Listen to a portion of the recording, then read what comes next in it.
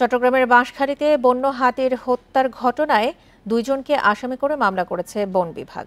বৃহস্পতিবার রাতে বাঁশখালী থানায় মামলাটি করেন জলদি রেঞ্জ কর্মকর্তা মোহাম্মদ শাহ আলম। বুধবার চট্টগ্রাম দক্ষিণ বন বিভাগের জলদি রেঞ্জের অংশে চেচুড়িয়ায় একটি সংরক্ষিত বনাঞ্চলে 7 থেকে 8 বছর বয়সী একটি হাতি মৃত অবস্থায় পাওয়া যায়। বান্ডেল থাকলে প্রতি সেনমানিতে টাকা বাঁচবে। বিকাশ সেনমানি বান্ডেল কিনে জিতুন প্রতি লেনদেনে। খবর পেয়ে বন বিভাগের একটি দল ঘটনাস্থল পরিদর্শন করে।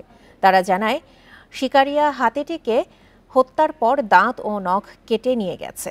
হাতিটির শরীরে বেশ কয়েকটি আঘাতের চিহ্নও রয়েছে। ধারণা করা হচ্ছে হাতিটিকে ধারালো অস্ত্র দিয়ে হত্যা করা হয়।